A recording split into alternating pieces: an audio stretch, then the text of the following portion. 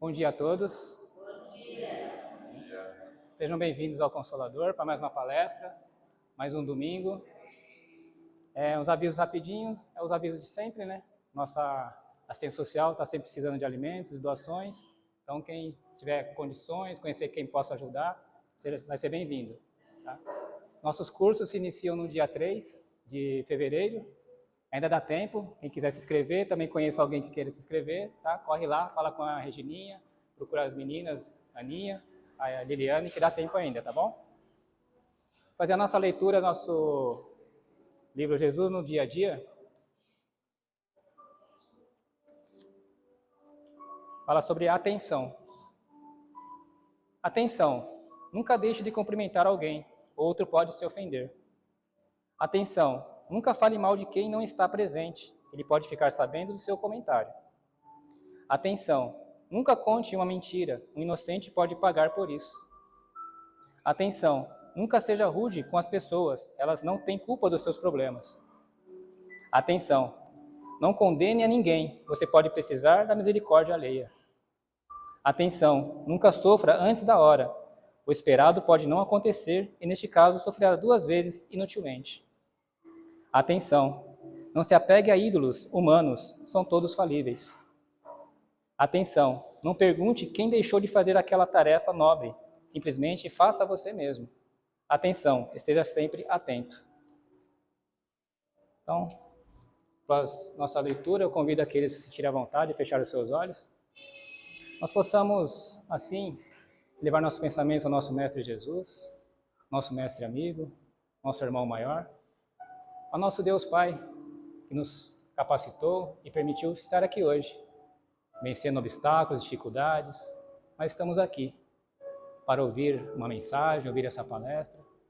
E assim, dessa forma, primeiramente pedimos que o nosso palestrante de hoje ele possa ser intuído, amparado, e que através da sua mensagem ele possa alcançar cada um dos corações aqui presentes. Cada coração possa estar alegre, receptivo, para receber aquilo que de melhor tiver. E assim, ter o entendimento e aplicar nessa nossa tarefa, nessa nossa jornada, que é a nossa reforma íntima, nosso melhoramento. Pedimos assim, que o Mestre e os bons amigos espirituais também já estão aqui, diante da gente chegar, e possam estar conosco e nos amparar. E de forma que assim, possamos cada um de nós, ao retornar aos nossos lares, retornar melhores que quando aqui chegamos.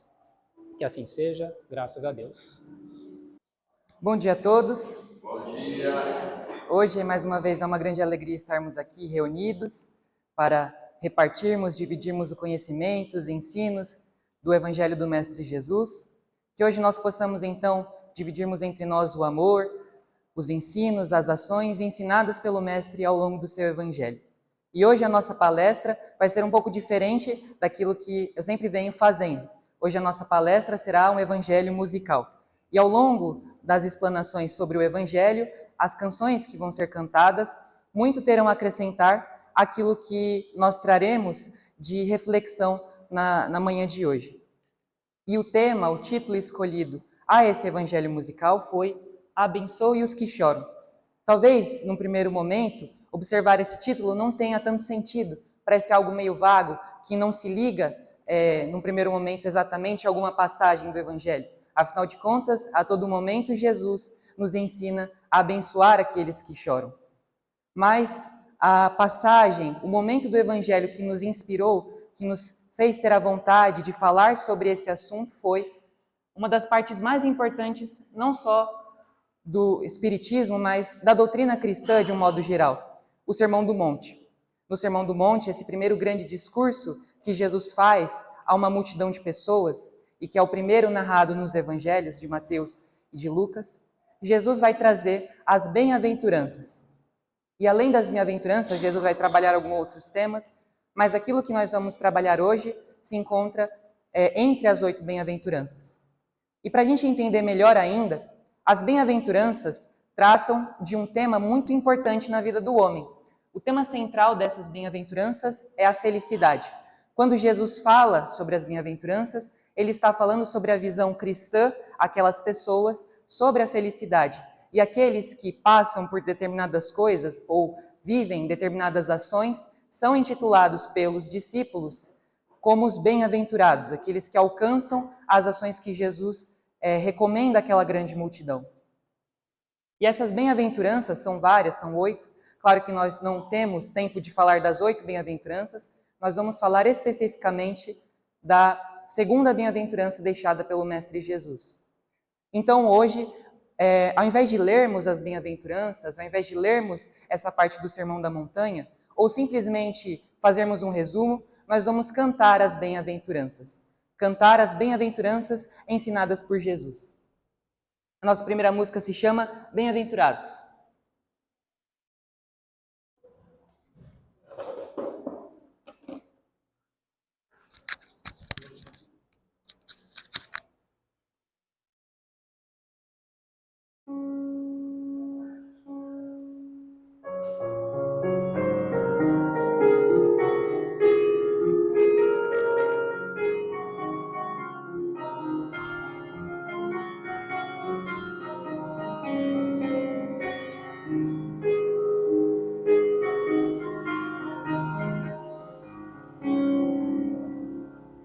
Bem-aventurados são os pobres, bem-aventurado é quem chorou, bem-aventurado é quem constrói e faz permanecer a paz do amanhecer.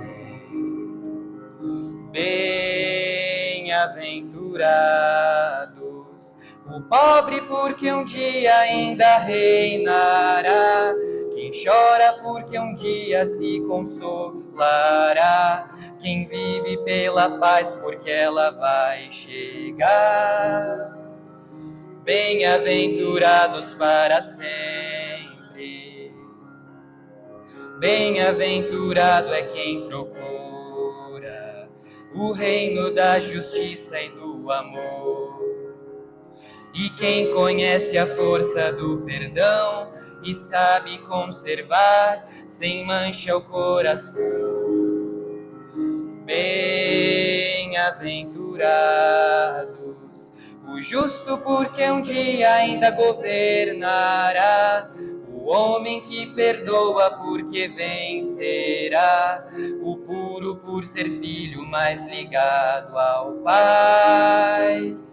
Bem-aventurados para sempre. Bem-aventurado é quem padece por causa da justiça e do perdão. Bem-aventurado é quem sofreu, quem lembra do seu Deus, quem lembra dos irmãos. Bem-aventurados, feliz é todo aquele que se faz irmão e faz da sua vida uma libertação, que tomba enfim ferido sem compactuar. Bem-aventurados para sempre, bem-aventurados para sempre, bem-aventurados para sempre.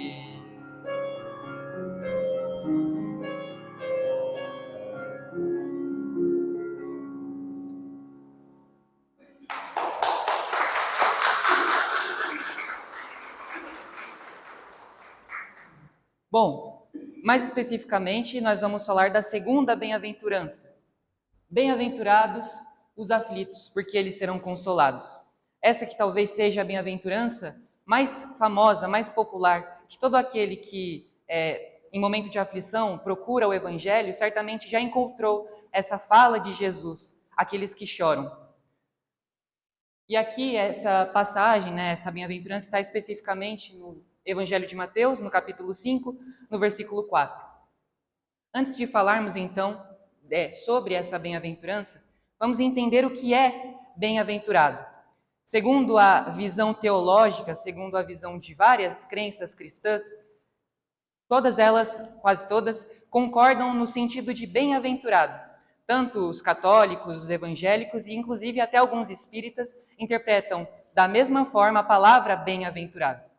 Bem-aventurado, a tradução para aquilo que Jesus queria dizer, vem de feliz, aquele que possui beatitude, aquele que alcança uma felicidade nessa ou na vida após a morte. E a palavra que faz um pouco mais de sentido com aquilo que Jesus queria dizer, abençoado. E aqui, quando a gente troca a palavra bem-aventurado por feliz, que foi o sentido que Jesus, que a religião interpreta que Jesus queria dizer, a gente vai ter a seguinte fala: felizes são os aflitos, porque eles serão consolados. Felizes são os que choram. E certamente, ouvir isso, ainda mais num momento de aflição, de sofrimento, é uma tarefa muito difícil. Quando o sofrimento abate a nossa alma, é muito difícil ouvir Jesus falando: feliz é aquele que chora, feliz é aquele que se sente aflito, porque muitas perguntas podem ser levantadas. Como sofrer, como chorar, como se sentir aflito faz de alguém uma pessoa mais feliz? Como aquele que chora vai ser consolado se tantas vezes, quando a aflição bate à nossa porta, nós não temos perspectivas, nós não temos horizontes?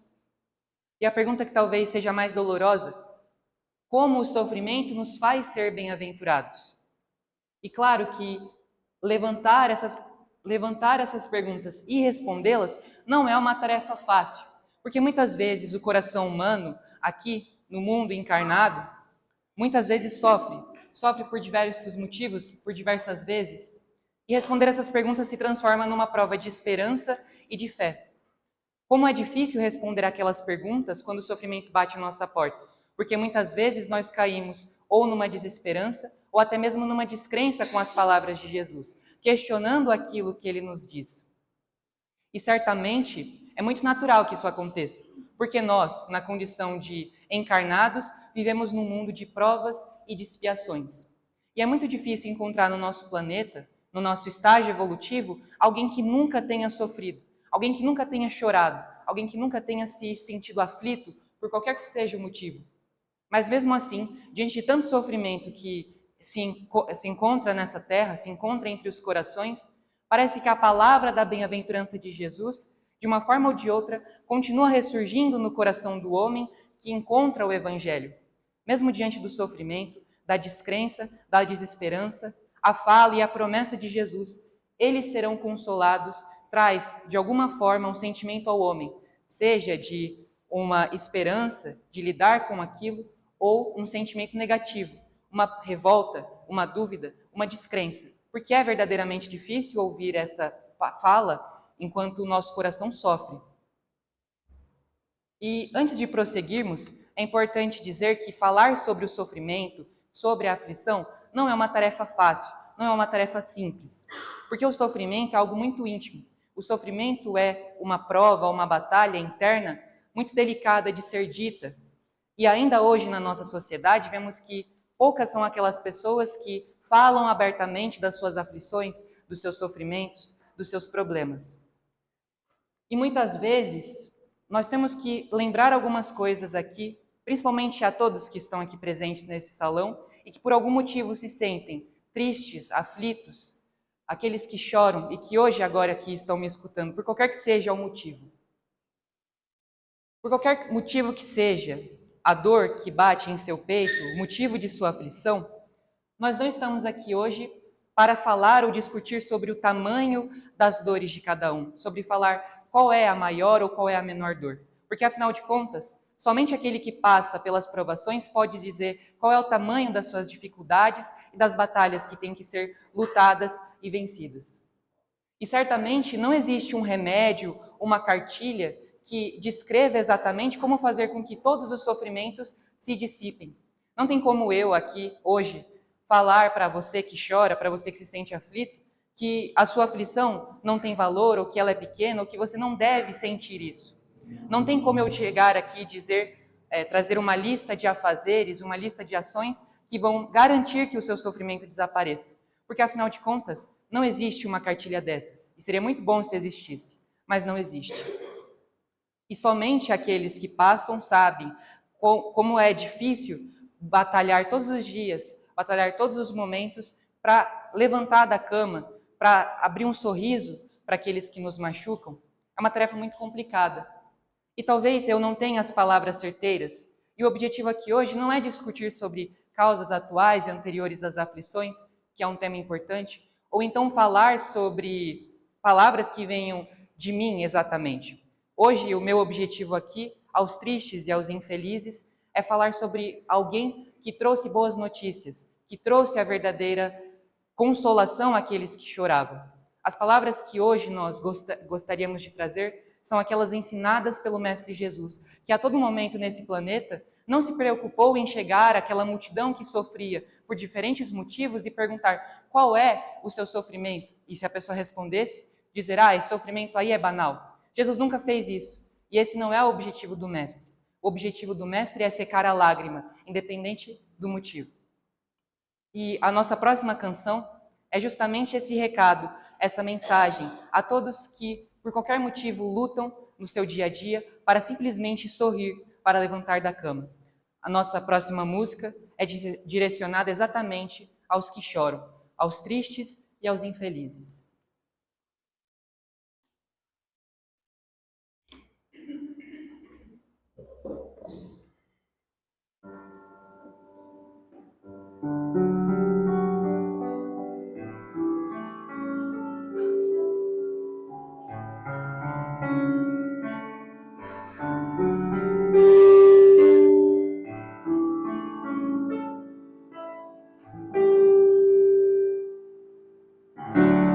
Eis você aí de novo, mergulhado na tristeza. Essa dor que não avisa quando vem nem quando vai. Vem depressa, mas demora quando é hora de ir embora. Eis você aí de novo a me dizer que não tem jeito. Esse mal-estar no peito, esse vivendo por viver. Essa dor que não vai embora e que parece não ter fim. Não sou ninguém para lhe ensinar a ser feliz, eu não sou Deus. Não vou dizer como se faz para ser feliz, não há receitas. Mas existe uma pessoa que é capaz de dar a paz. E dar a paz é o que Jesus mais fez e faz. Consola o triste, o infeliz e enche a vida de alegria. Quem foi ouvir o que ele diz, jamais voltou de alma vazia. Um dia desses eu lhe falo dos poderes que ele tem. Quem já pôs fim a 1000 prisões, libertará você também. Não sou ninguém para lhe ensinar a ser feliz, eu não sou Deus. Não vou dizer como se faz para ser feliz. Não há receitas, mas existe uma pessoa que é capaz de dar a paz. E dar a paz é o que Jesus mais fez e faz. Consola o triste, o infeliz e enche a vida de alegria. Quem foi ouvir o que ele diz, jamais voltou de alma vazia. Um dia desses eu lhe falo dos poderes que ele tem. Quem já pôs fim a 1000 prisões, libertará você também.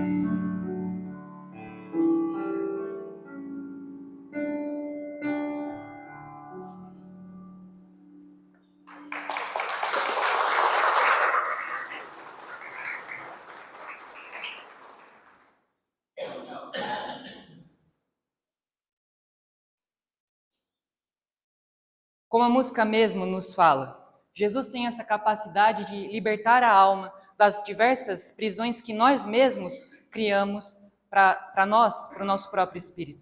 Seja a prisão do orgulho, a prisão do egoísmo, mas principalmente, e hoje nós vamos falar sobre ela, sobre a prisão do sofrimento. E assim como é muito difícil e delicado falar sobre o sofrimento, sobre a aflição, é muito difícil falar sobre o Mestre Jesus, principalmente porque nós somos seres humanos, falhos e imperfeitos. E Jesus, já ocupando a categoria de espírito puro, sendo ele o nosso Cristo, está muito mais à frente de todos nós. Jesus não tem mais nenhum tipo de falha e imperfeição.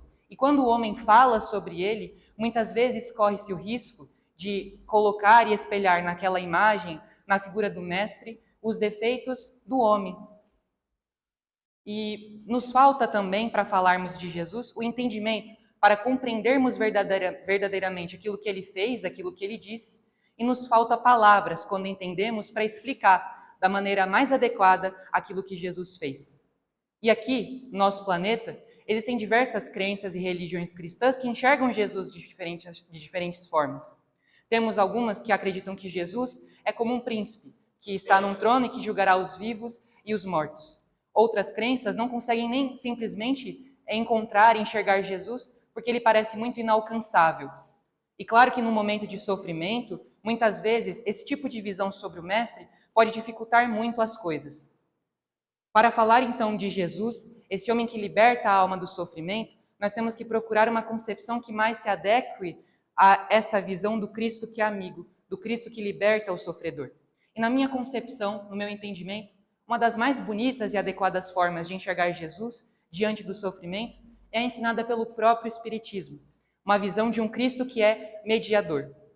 Para além do Pentateuco de Kardec, das obras básicas, de um Cristo que é guia e modelo, como continuador de Kardec, Leon Denis vai escrever diversas obras. Em uma delas ele vai falar sobre a visão que ele construiu sobre o Cristo a partir do entendimento que ele tinha do Espiritismo. E ele vai nos dizer, então, no livro Cristianismo e Espiritismo, no capítulo 7, a segunda frase sobre a figura do Mestre. Mediador, isto é, intermediário, médium incomparável, traço de união que liga a humanidade a Deus. Eis o que é Jesus. Segundo Leon Denis, na sua visão, Jesus é muito mais do que simplesmente aquele que julga o homem. Jesus é muito mais do que um ser inalcançável ou simplesmente o redentor da humanidade. Jesus é verdadeiramente o mediador da relação entre o homem com o Pai. E como Jesus faz essa mediação? Jesus é a ponte que liga o homem falho e imperfeito a Deus, que é perfeitamente, absolutamente perfeito. E Jesus faz essa ponte porque ele mostra o caminho que o homem pode percorrer até chegar ao Pai, até se libertar das amarras e dos vícios, das crenças, dos dogmas que limitam a caminhada do homem. E Jesus vai nos lembrar exatamente que ele, sendo o mediador da relação entre Deus e os homens, A sua missão, a sua mensagem aqui na Terra se direciona exatamente para quem mais precisa dessa mensagem, para quem mais precisa dele. E essa fala de Jesus é muito clara, ainda mais quando pensamos em quem estava ali ouvindo o Sermão da Montanha. Pessoas que choravam por diferentes motivos, pessoas que estavam famintas, pessoas que eram injustiçadas, oprimidas, perseguidas. Jesus veio para quem mais precisava que a relação homem se aproximasse com a relação com Deus. E Jesus veio exatamente para secar as lágrimas de quem chora. E esse é o principal foco da mensagem do Evangelho. E o Evangelho, sendo a mensagem trazida por Jesus, é exatamente isso. Quando nós falamos em Evangelho, ainda mais hoje, 2000 anos depois da vinda do Cristo, nós temos a seguinte situação. Muitos ainda enxergam o Evangelho simplesmente como um livro que é propriedade de determinada igreja, de determinada crença, ou então simplesmente um livro que traz um culto à figura de um homem que viveu há 2000 anos atrás. Mas o Evangelho é muito mais do que simplesmente um livro, do que simplesmente a história de um rapaz que há 2000 anos fez muitas coisas. O Evangelho, e a palavra Evangelho do grego, significa boas notícias, boa mensagem, boa palavra. E o objetivo dos discípulos, dos evangelistas, ao escrever o Evangelho, era espalharem uma boa mensagem, a boa mensagem do Cristo para aqueles que mais precisavam dela. E é exatamente essa visão que nós temos que entender, uma visão do Cristo, que é mediador da relação com Deus, e a visão de um evangelho, que é a boa notícia que ele nos traz. E falando sobre essas boas notícias, certamente que Jesus traz notícias àqueles que se afligiam, àqueles que se entristeciam. A primeira dessas boas notícias, a gente pode encontrar no livro de Mateus, no capítulo 6, do versículo 26 ao 29. Jesus, ali mais uma vez, no monte, já em uma outra ocasião, a pregar aquela multidão que ali se amontoava ao seu redor, percebe uma coisa muito específica e muito importante. Jesus olha para aquela gente e vê que existem dois tipos de pessoas naquela ocasião. Umas que se desesperavam, se preocupavam intensamente em amontoar cada vez mais as riquezas que, como o próprio mestre diz, a traça come e o ladrão rouba. E ao mesmo tempo, com tanta gente querendo acumular cada vez mais as riquezas da terra, Jesus vê pessoas que não têm absolutamente nada, pessoas que não têm nem sequer um pedaço de pão em sua mesa. E essas mesmas pessoas, tanto aqueles que amontoavam riquezas e aquelas que nada tinham, estavam ali, sofrendo, oprimidas, tristes, infelizes, e vão até o mestre pedir algum tipo de socorro. E olhando aquela gente com situação tão distinta, umas em boa condição, mas infelizes, e aqueles que nada tinham e infelizes, Jesus decide ensinar. Jesus decide contar uma história que aproximasse aqueles homens com a figura de Deus, que é um Pai todo amoroso. Jesus vai falar sobre os lírios e sobre os pardais. E a nossa próxima canção é exatamente essa história que Jesus conta a essa gente. A gente que muito tinha e a gente que nada tinha.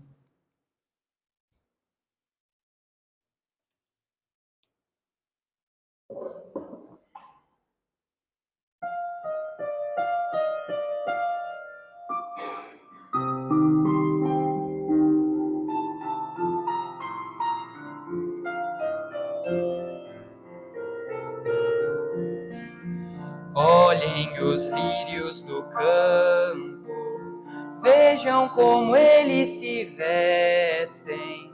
Nem Salomão, que era rei, nem Salomão se vestia tão bem. Olhem as aves que cantam, ouçam a sua mensagem. Nem o maior dos cantores canta tão puro e nem canta tão bem. Se o nosso Deus veste o lírio e alimenta o cantor para não perder a voz, muito mais vai fazer por seus filhos. Nosso Deus não se esquece de nós. Olhem os lírios do campo, vejam como eles se vestem. Nem Salomão, que era rei, nem Salomão se vestia tão bem. Olhem as aves que cantam, ouçam a sua mensagem. Nem o maior dos cantores canta tão puro e nem canta tão bem. Se o nosso Deus veste o lírio e alimenta o cantor para não perder a voz, muito mais vai fazer por seus filhos. Nosso Deus não se esquece de nós. Olhem os lírios do campo, olhem as aves do céu, olhem os lírios do campo, creiam na graça de Deus. Olhem os lírios do campo, olhem as aves do céu, olhem os lírios do campo, creiam na graça de Deus.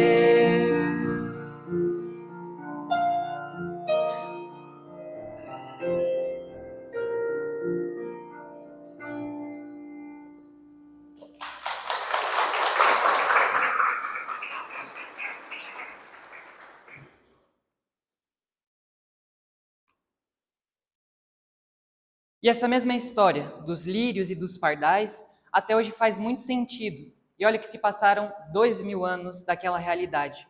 E ainda essa mesma realidade continua existindo. Ainda mais hoje em dia, com tanta facilidade, com tantas coisas que existem.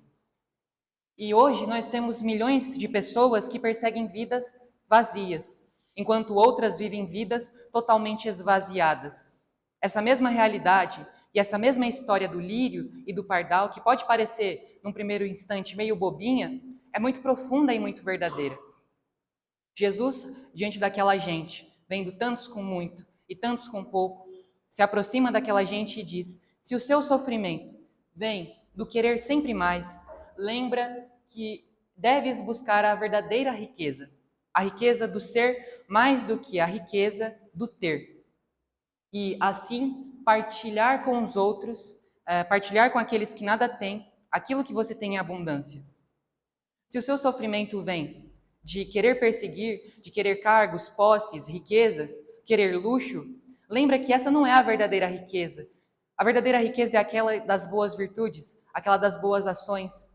E diante das pessoas que não têm nada, divida com elas, partilha o pão que elas não têm, partilha a veste que elas não têm.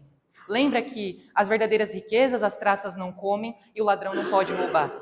E Jesus olha para aquelas pessoas que não tinham nada e diz: se o sofrimento de você vem do nada ter, lembra que Deus, que é Pai, que veste o lírio e que alimenta o pardal, não se esquece de você. Trabalha e tenha a esperança de que a partilha será feita. Se você sofre, lembra que Deus, que é o nosso Pai, alimenta um passarinho que só voa e canta. E Deus, ao mesmo tempo, veste com grandiosidade e com muita beleza as flores. Se as flores e os pardais recebem tantas honrarias do Pai, porque o homem que é filho, Deus daria coisas ruins, como nos diz o próprio Evangelho. Se nós damos coisas ruins, ou se nós não damos coisas ruins aos nossos filhos, quem dirá Deus, que é perfeito e que nos ama muito? E Jesus ensina essas duas pessoas para que a partilha do amor, a partilha do pão, a partilha do recurso seja feita. E essa realidade é muito verdadeira. Essa partilha não é enxergada simplesmente naqueles que muito têm. Quantas vezes aqui no próprio Consolador, no momento da assistência social, quando tantas pessoas se amontoavam para pegar uma cesta e algumas pessoas ficavam de fora desse benefício, o que acontecia quando ia para o lado de fora? As pessoas rasgavam a cesta e elas que não tinham absolutamente nada dividiam com aquelas que não tinham recebido. Essa é a história do lírio e do pardal. E é uma história real, uma história que aconteceu não uma, duas, mas várias vezes. Eles sabiam do valor que aquele auxílio tinha e partilham com os que nada têm. É isso que Jesus nos mostra, se o nosso sofrimento vem daquilo que é exclusivamente material. Mas Jesus também nos traz outra boa notícia. Quando Jesus vê que ainda existiam pessoas que não sofriam simplesmente porque queriam ter muito ou não tinham nada. Jesus vê que tinham pessoas que sofriam por coisas que iam muito mais além. Jesus vê que existiam pessoas que a aflição era muito maior, que eram mais profundas. E pessoas que o entorno não colaboravam, pessoas que não tinham ânimo para se levantar, pessoas que se sentiam muito mais tristes, sentiam além da tristeza, o desespero, a ansiedade, o cansaço. Jesus sabia que aquelas pessoas ali ouviam as suas palavras. E até hoje, quantas pessoas não passam por esse tipo de dificuldade, de problema, que a tristeza se aprofunda, se transforma em depressão? Quantas vezes essa depressão não vem com desespero, com ansiedade? Jesus, olhando essa realidade há 2000 anos e que continua valendo, olha para essa gente e diz, e convida, em Mateus capítulo 11, versículo 28, vinde a mim todos vós que estão cansados e oprimidos, e eu vos aliviarei. E o que Jesus diz logo em seguida? Se o seu fardo é muito pesado, se o seu fardo é muito difícil de ser carregado, eu te ajudo a deixar ele mais leve. Jesus fala com aqueles que passavam por uma doença, ou que conheciam aqueles que estavam doentes. Jesus falava para aqueles que tinham perdido alguém. Jesus falava com aqueles que simplesmente, por motivo algum, sofriam e não sabiam qual era a causa do seu sofrimento. Jesus falava com aquelas pessoas que eram oprimidas. E Jesus diz, os fardos comigo se tornam mais leves. Isso não quer dizer que os fardos, quando nos entregamos a Jesus, desapareçam. Pelo contrário, claro que os fardos, as dificuldades, os problemas ainda existirão. Os dias difíceis ainda existirão. Mas Jesus nos põe numa posição de caminharmos, de evoluirmos, de olharmos para o sofrimento com novos olhos. Jesus faz os fardos se transformarem leves porque ele nos ensina a perdoar, nos ensina a amar e nos ensina a reconhecer os nossos limites.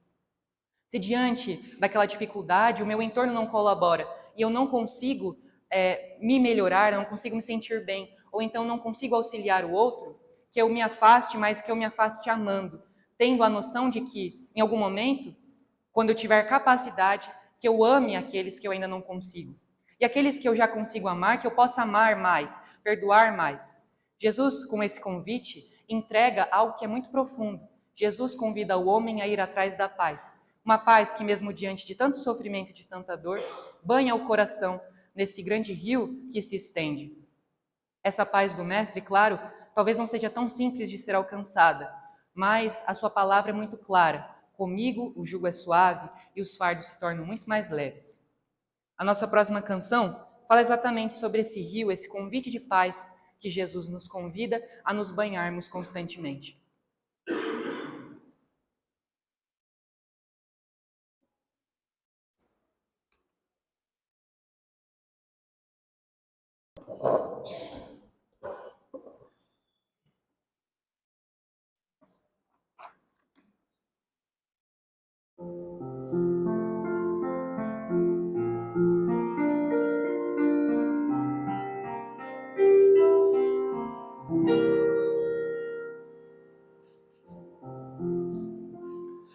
Se a paz como um riacho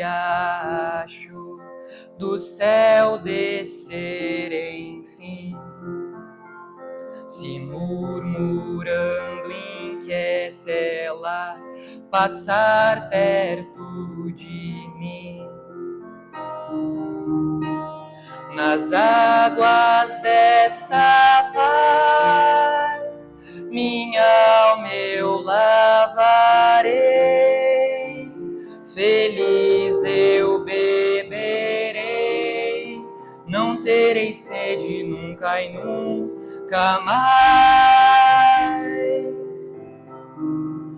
Nas águas desta paz minha alma eu lavarei, feliz eu beberei, não terei sede nunca e nunca mais. Se a paz qual grande rio renovar minha nação, se calma e silenciosa ela banhar meu coração, nas águas desta paz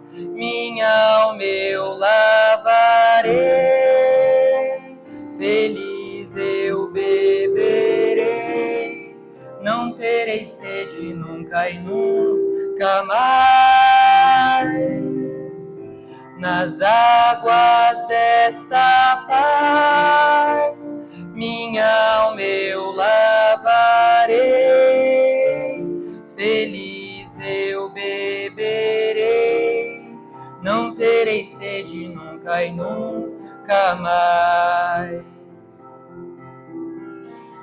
Se a paz qual oceano sobre as praias avançar, e os povos e países, um por um, ela inundar,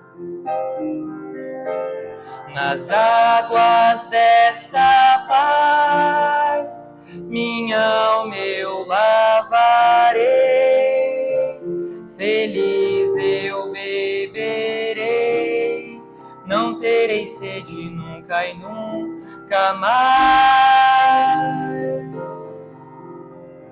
Nas águas desta paz, minha alma eu lavarei, feliz eu beberei, não terei sede nunca e nunca mais. A paz igual riacho e rio e mar do céu chegou. Seu nome é Jesus Cristo e seu amor nos libertou. Nas águas desta paz, minha alma eu lavarei, feliz eu beberei, não terei sede nunca e nunca mais. Nas águas desta paz, minha alma eu lavarei, feliz eu beberei, não terei sede nunca e nunca mais.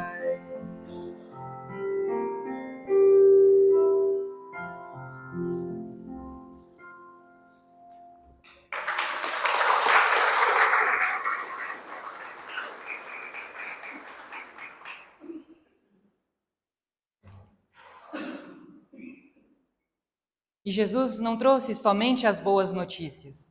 Jesus trouxe uma promessa que ia muito além de tudo isso e que ele direciona exatamente para aqueles que ainda naquele tempo choravam. Jesus sabia que muitas pessoas não conseguiriam simplesmente aceitar as coisas ou mudar a sua realidade ouvindo aquilo que ele dizia. Jesus sabia que o homem, sendo falho e imperfeito, muito ainda teria que aprender. E também sabia que, com certeza, ao longo do tempo, o homem deturparia muito daquilo que ele tinha ensinado. E é isso que aconteceu em tantos séculos de cristianismo no nosso planeta.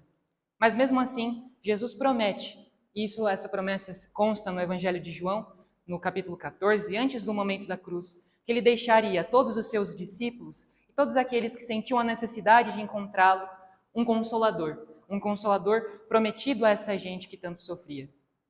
E hoje, nós que acreditamos e vivemos essa doutrina de amor, a doutrina espírita, temos a certeza de que essa promessa de Jesus se cumpre. E ela foi trazida não simplesmente por homens ou pela ideia de qualquer pessoa. Foi trazida por espíritos imortais, espíritos amigos ao serviço do Mestre Jesus. E eles nos dizem ser imortais. Nós todos somos imortais. Nos falam que a nossa imortalidade teremos começo, mas não teremos fim.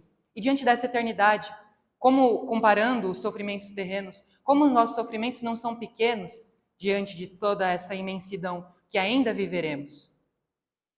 E essa nova notícia é muito mais consoladora do que aquelas que Jesus trouxe num primeiro momento. Isso porque ela nos responde muito daquilo que havia ficado vago. Mesmo sofrendo, o Espiritismo nos responde a pergunta: por que nós sofremos? Mesmo diante do sofrimento, ele nos diz para que serve o sofrimento. Essa doutrina maravilhosa foi trazida pelo imortal e o mortal nos canta até hoje. E nós somos essa plateia que é agraciada constantemente com essa bendita consolação, que nos diz que somos imortais, que somos eternos, que somos mais do que homens, nós somos espíritos. A próxima canção me veio a inspiração de escrevê-la depois de um evangelho. E essa canção fala exatamente sobre isso, sobre esse amor, sobre essa gratidão de ter essa doutrina maravilhosa que nos consola, mas que não simplesmente nos consola ou nos diz um caminho pronto. Uma doutrina que nos diz que devemos ter os olhos de ver a verdade e os ouvidos para ouvir, para que nós dissipemos as nossas falhas e imperfeições e caminhemos essa grande jornada evolutiva.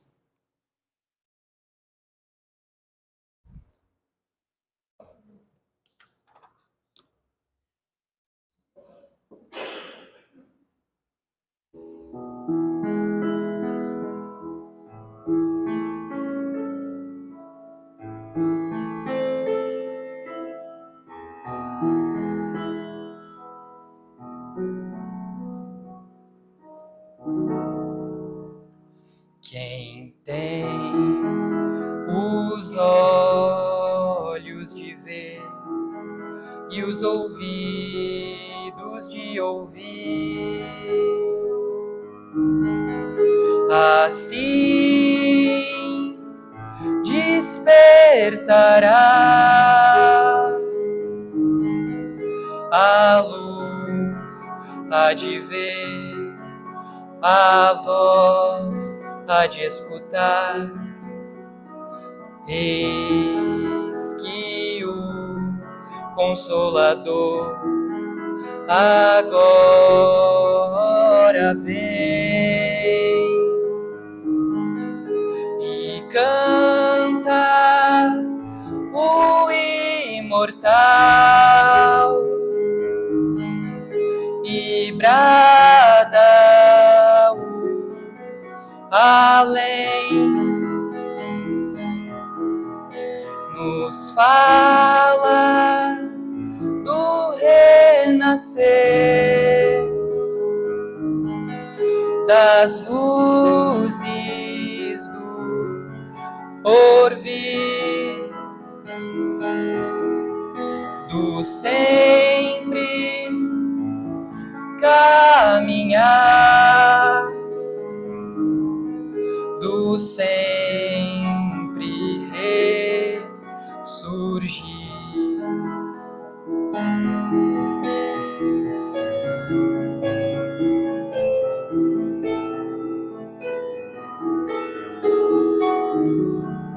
Nos diz de toda aflição, acalma o sofrer,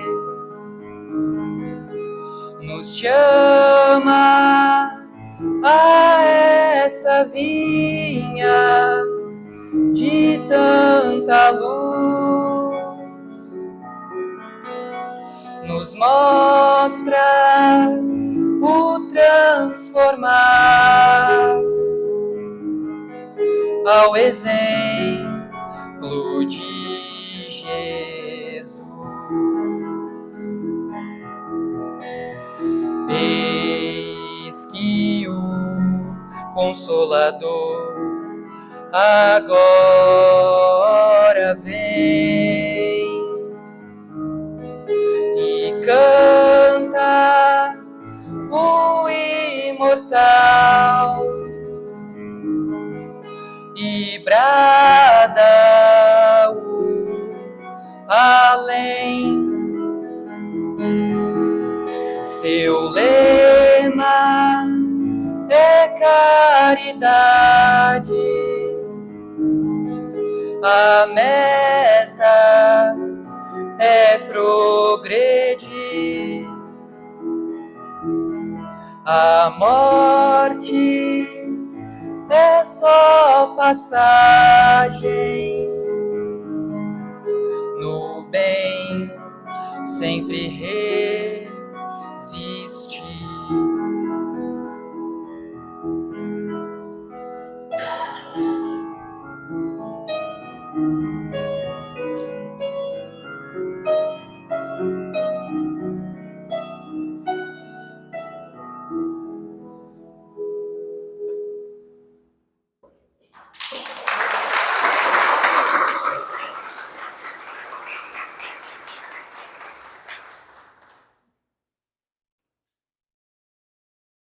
Bom, e é o Espiritismo, essa doutrina maravilhosa e libertadora.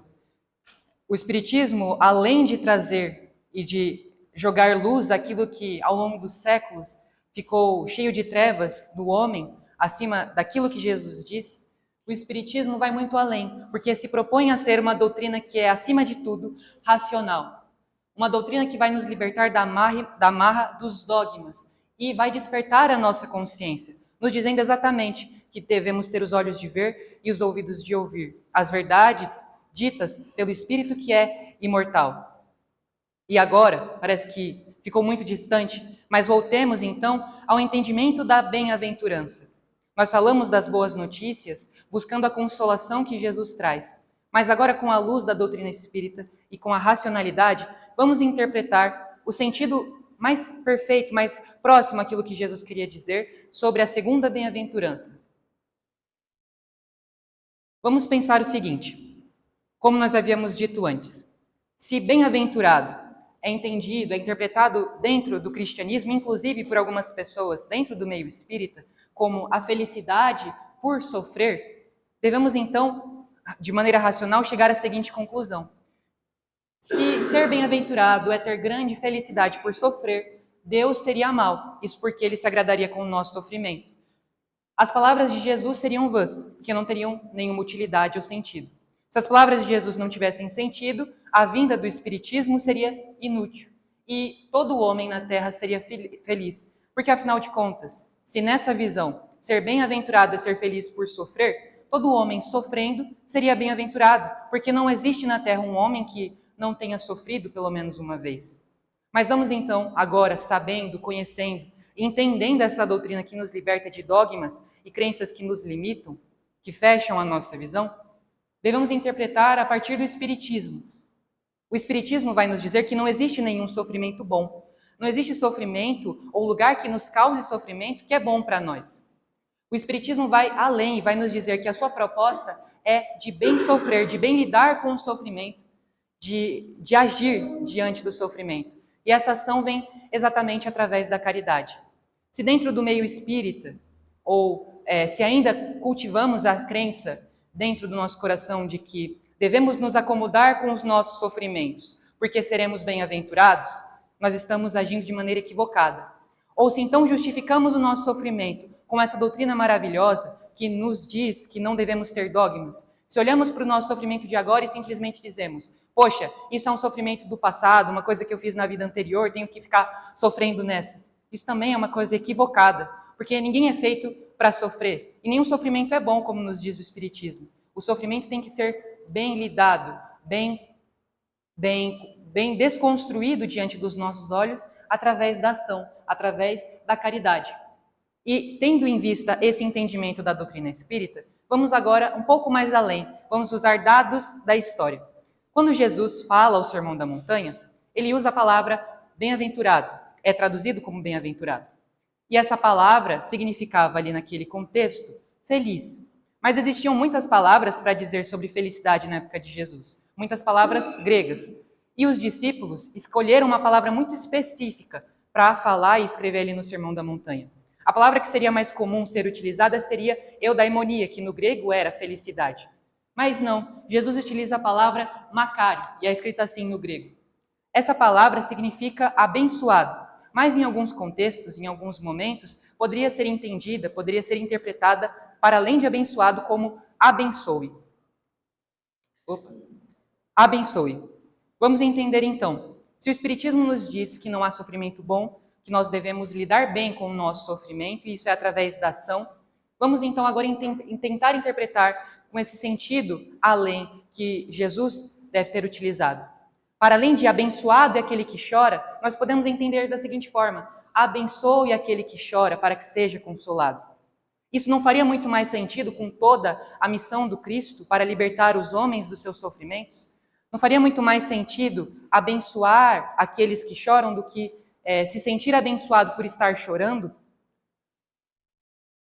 E ser verdadeiramente bem-aventurado é exatamente aquela pessoa que, mesmo chorando, se põe ao serviço do outro. É isso que Jesus verdadeiramente queria dizer. Bem-aventurado é aquele que, mesmo sofrendo, que mesmo chorando, que mesmo tendo seus problemas e suas dificuldades, diante das suas aflições, olha para o próximo, que também chora, que também sofre, e se põe na posição de auxiliar, de ser na vida daquela pessoa as mãos de Deus. E esse ensinamento não fica simplesmente dentro da doutrina espírita ou dentro de uma igreja, dentro de alguma religião. Isso tem que ser vivido na sociedade, na nossa família, na nossa casa, na rua, no nosso trabalho, na escola, em todo lugar que for possível, mesmo chorando, abençoar os que choram.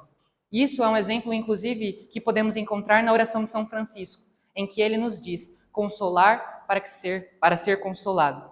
É exatamente esse sentido que devemos interpretar. É como se Jesus dissesse, se você chora, saiba que você será consolado, claramente será consolado.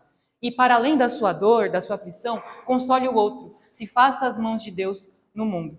É como se o sofrimento e a consolação fossem uma via de mão dupla.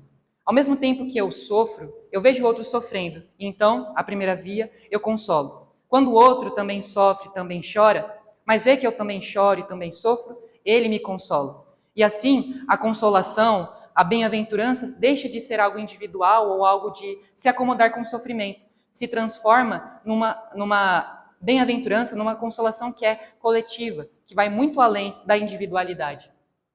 E isso não é simplesmente uma opinião. Essa fala de Jesus pode ser comprovada pelo próprio Mestre. Quando Jesus está diante dos seus discípulos, já em outro momento, no capítulo 25 de Mateus, ele fala uma coisa que é muito profunda e muito bonita e que leva a esse mesmo contexto. Diante daqueles discípulos, Jesus começa a dizer, quando eu tive fome, me destes o de comer. Quando eu tive sede, me destes o de beber. Quando eu estava nu, me destes o de vestir. E então os discípulos confusos perguntaram, Mestre, quando você teve fome? Quando você teve sede? Quando você esteve nu? E ele responde, toda vez que faz ao seu irmão que sofre, que é faminto, que está despido, que tem sede, está fazendo não por ele, mas está fazendo por mim. Não é isso abençoar os outros, abençoar o irmão que chora, mesmo diante do nosso próprio sofrimento? Não é agir assim, se transformar nas mãos de Deus na vida daquele que muitas vezes não tem perspectiva? Nós devemos então interpretar esse ensino de Jesus da bem-aventurança muito além. Devemos olhar dessa forma, de abençoar sempre aqueles que choram. E lembrar que não estamos fazendo por ele, não estamos fazendo pelo outro simplesmente, mas estamos fazendo por nós mesmos, por Jesus e por Deus que é nosso Pai. E Jesus, ele não esquece dos aflitos nem na sua própria aflição.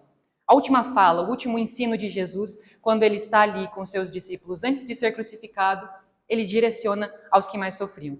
Jesus diz mais uma vez a todos, eu disse essas coisas para que em mim vocês tenham paz. Nesse mundo vocês terão aflições. Contudo, tenham ânimo. Eu venci o mundo. Isso está lá em João, capítulo 16, versículo 33. Isso antes de Jesus ser levado ao horto e tudo que aconteceu com ele acontecer. O último recado e ensinamento de Jesus é para quem? Para todos nós que choramos. E aqui nós podemos interpretar essa palavra muito além. Jesus é aquele que media a nossa relação com Deus e é através dele que temos a nossa relação aproximada. E Jesus não nos diz que, acreditando nele ou seguindo seus passos, nós não teremos aflições. Claramente que essa fala, se Jesus fizesse isso, não faria o menor sentido, porque aí ele estaria dizendo que todos aqueles que que compartilhassem da sua crença, daquilo que ele disse, seriam melhores ou superiores. Jesus diz que no mundo, todos nós, cristãos, ou ateus, ou espíritas, católicos, evangélicos, todos terão aflições. Todos, independente da classe social, do gênero, da cor, sofrerão. Dias difíceis ainda existirão, mas é nosso dever partilhar com o outro quando temos muito e esperar ou lutar para que a partilha seja feita quando não temos nada. E que devemos sempre amparar e consolar o outro. E Jesus venceu o mundo, porque aqui nós temos que abrir um parênteses muito importante. Algumas pessoas podem olhar essa fala de Jesus e questionar, poxa, mas Jesus dizer que venceu o mundo seria muito fácil, porque Jesus, ao vir para esse mundo, já era Cristo, já era perfeito, já não tinha falhas e imperfeições. Jesus venceu o mundo porque ele já tinha vivido e era muito mais evoluído que todos nós. Sim, nesse mundo, Jesus venceu o mundo porque já conhecia. Mas nós devemos, mais uma vez, voltar os nossos olhos para o Espiritismo. O Espiritismo nos diz que todos os espíritos foram criados iguais, simples e ignorantes. Se Jesus não tivesse sido criado por Deus, também assim, Deus seria injusto, porque estaria beneficiando o Mestre Jesus. E não foi isso que aconteceu. Assim como nós, Jesus foi feito simples e ignorante. E Jesus viveu em diversas encarnações, em mundos primitivos e em mundos como o nosso, mundo de provas e de expiações. Certamente que Jesus teve fome, que Jesus sofreu, que Jesus chorou, que Jesus errou, que Jesus cometeu coisas ruins. Certamente que, sendo ele, assim como nós, naquele momento, imperfeito, errou. Mas Jesus pode ter tido uma caminhada evolutiva mais rápida do que a nossa, a partir do momento que ele entendeu que era necessário, diante do outro, ser consolador, diante do outro, abençoar aqueles que estavam chorando. E assim Jesus caminhou, até que chegou à condição de espírito puro, até que chegou à condição de Cristo.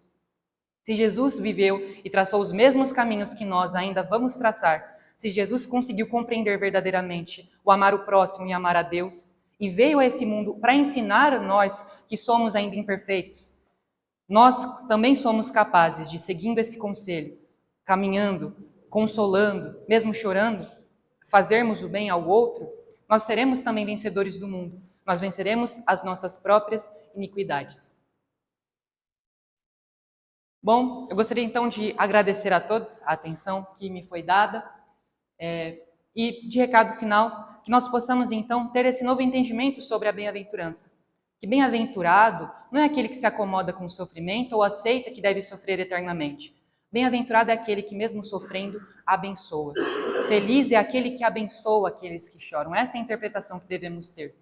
E para além disso, devemos cultivar em nós esse ensino que é muito maior, o do partilhar. Partilhar com o outro o amor, a caridade, o perdão, partilhar sempre. Muito obrigado a todos e agora eu vou fazer a nossa prece final.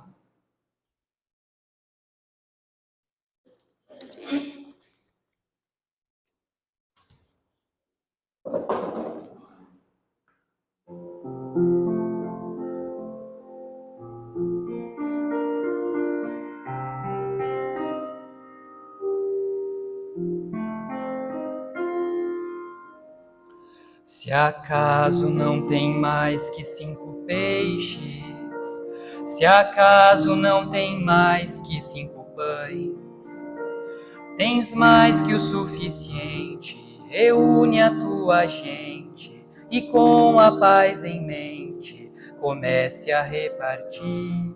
Tem mais que o suficiente, reúne a tua gente e com a paz em mente comece a repartir.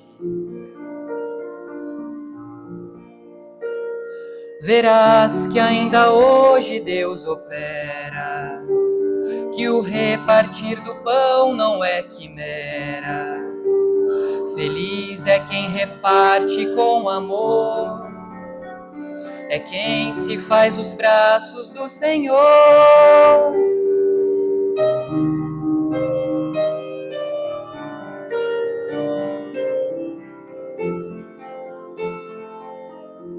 Se acaso não tem mais que 5 peixes, se acaso não tem mais que 5 pães, tens mais que o suficiente, reúne a tua gente e com a paz em mente comece a repartir. Tem mais que o suficiente, reúne a tua gente e com a paz em mente comece a repartir. Verás que como outrora Deus se entrega aos filhos que o seu amor congrega. Feliz de quem reparte com amor, de quem se faz os braços do Senhor.